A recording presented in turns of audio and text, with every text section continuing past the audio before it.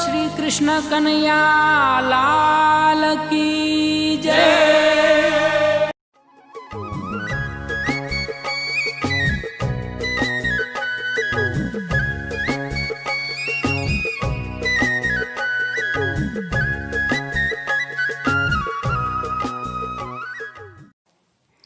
ओम नमो भगवते वासुदेवाय।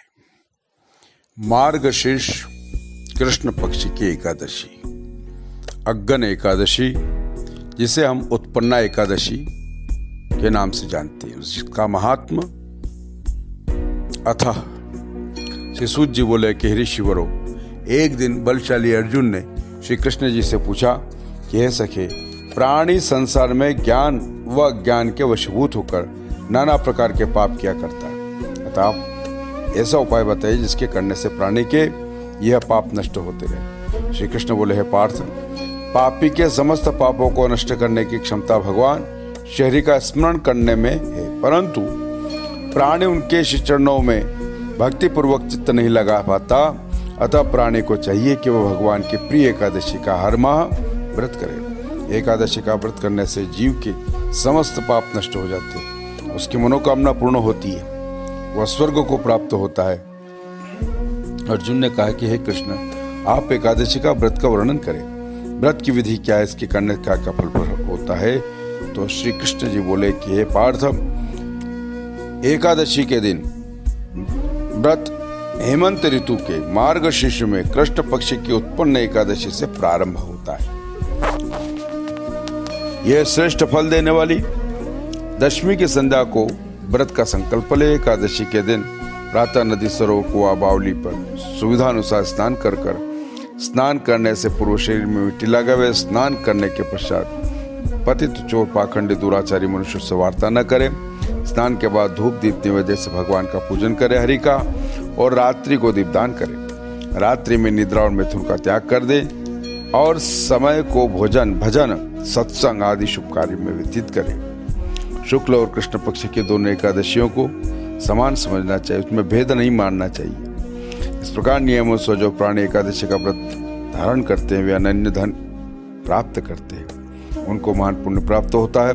अश्वमेध यज्ञ से 100 गुना फल एकादशी व्रत से मिलता है। 10 उत्तम ब्राह्मणों को भोजन कराने से जो पुण्य लाभ होता है, उससे 10 गुना फल एकादशी व्रत से प्राप्त होता है। अन्नदान के बराबर संसार में कोई पुण्य नहीं है। इस दान से स्वर्गीय पितृ तृप्त हो जाते हैं। इसका महात्मा देवताओं भी वर्णन नहीं कर सकते।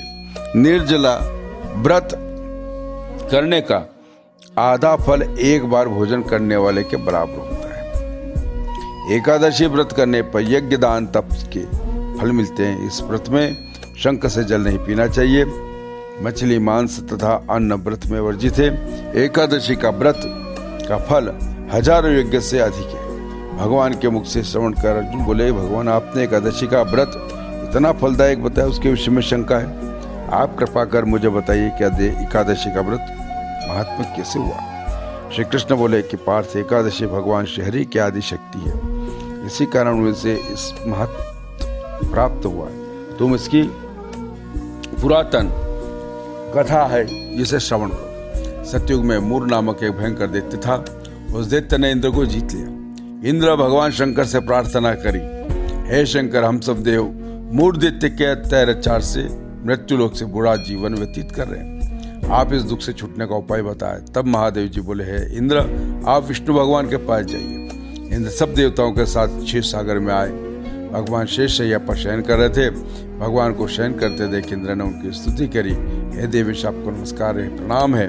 हे दैत्य संवारक, हे मधुसूदन, आप हमारी रक्षा करो। समस्त देव दैत्यों से भयभीत आपकी शरण में आए हैं। आप संसार के कारक करता हो, आप जगत की उत्पत्ति, उसका पालन संहार करता हो, आप सारे संसार का उत्पन्न करते हो। सूर्य, चंद्र, अग्नि, मंत्र, द्रव्य, तंत्र, यजमान, यज्ञ, कर्म करता, भोक्ता आदि सब आप ही हो। सर्वव्यापी हो, शरण में आए हुए कि आप रक्षा करते हो। दैत्यों ने हमें स्वर्ग से निकाल दिया है, हम पृथ्वी पर विचरण कर रहे हैं, अतः आप हमारी रक्षा कीजिए। देवताओं की ये करुण वाणी सुनकर भगवान बोले, हे देवताओं, वो कौन सा दैत्य जिसने तुमको जीत लिया? इंद्र बोले, भगवान, प्राचीन काल में नाड़ी जंग नाम का एक दैत्य था, उसी का पुत्र है मूर, उसकी राजधानी चंद्रावती है। मूर ने अपने बल से समस्त विश्व को जीत लिया, देवताओं को देवलोक से निकाल दिया। आप उस दैत्य को मारकर देवताओं की रक्षा करें। इंद्र के वचन सुनकर भगवान बोले, देवताओं में तुम्हारे शत्रु का संहार करूंगा। आप चंद्रावती नगर को चलो। जब भगवान देवताओं के पीछे चंद्रावती नगर पहुंचे, उस समय मूर अनेक दैत्यों के साथ युद्ध भूमि में गरज रहा था। युद्ध होने पर शंख दानव विविध अस्त्र शस्त्र को धारण कर देवताओं से युद्ध करने लगे। भगवान विष्णु के क्षेत्र में आ गए, नैमिषारण्य में, और सुदर्शन चक्र से उनके शस्त्र को नष्ट करने लगे। इस युद्ध में अनेक दानव मारे गए। दैत्यराज मूर भगवान के साथ युद्ध करने लगा।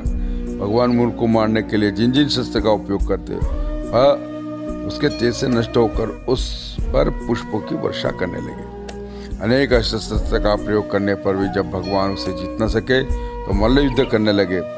तब दैत्य ने युद्ध करते हुए परंतु उसे जीत नहीं सके। अंत में भगवान विश्राम करने की इच्छा से बद्रिकाश्रम में गए। 48 कोस लंबी एक द्वार वाली हेमवती गुफा में शयन करने के लिए भगवान घुसे। हे पार्थ, उसमें उन्होंने इस गुफा में शयन किया। वह दैत्य भी यह देखकर पीछे चला आया और शयन करता उन्हें देखकर मारने को तैयार हुआ। तो उसने सोचा कि मैं आज इसके चीर शत्रु को मारकर सदैव के लिए निष्कंटक हो जाऊं। किंतु उसी समय भगवान की देह से अति सुंदर कन्या दिव्य अस्त्र धारण करके उत्पन्न हुई। दैत्य से युद्ध करने लगी। वह दैत्य उस कन्या से लगातार युद्ध करता रहा। समय बीतने पर उस कन्या ने दैत्य के अस्त्र शस्त्र के टुकड़े कर दिए और उसका रथ तोड़ दिया। तो वह दैत्य क्रोधित होकर मल्ल युद्ध करने लगा। उस कन्या ने उनको धक्का मारकर मूर्छित कर दिया। जब दैत्य मूर्छा में जागा तो उसका सिर कटा दिया। राक्षस सिर काटते ही पृथ्वी पर गिर पड़ा, मृत्यु को प्राप्त हुआ। भगवान की निद्रा खुली तो दैत्य को मरा हुआ देखकर आश्चर्य करने लगे। दैत्य को किसने मारा? तब कन्या हाथ जोड़कर खड़ी रही। हे भगवान, ये दैत्य आपके वध को तैयार था। मैंने आपके शरीर से उत्पन्न होकर इसका वध किया। भगवान बोले, कन्या, मैं तेरे ऊपर अत्यंत प्रसन्न हूँ। तुझे देवताओं को सुखी किया, इसलिए तू वरदान मांग। कन्या बोली, भगवान मुझे वरदान दीजिए, जो मेरा व्रत करे उसके पाप नष्ट हो जाए और अंत में स्वर्ग को जाए। मेरे व्रत का फल रात्रि को जागरण करने वाले को मिले और उससे आधा फल एक समय भोजन करने वाले को मिले। जो मनुष्य भक्ति पूर्वक मेरा व्रत करे वे स्वर्ग को प्राप्त होते हैं। जो प्राणी दिन तथा रात्रि में एक बार भोजन करते हुए धन्य है, वह विष्णु भक्त है।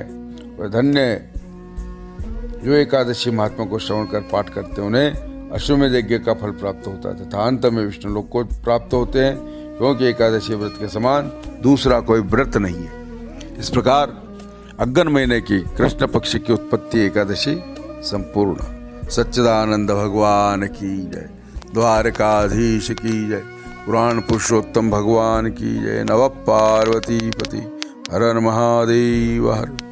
उत्पत्ति एकादशी से ही प्राय व्रत लिया जाता है। जय श्री कृष्ण।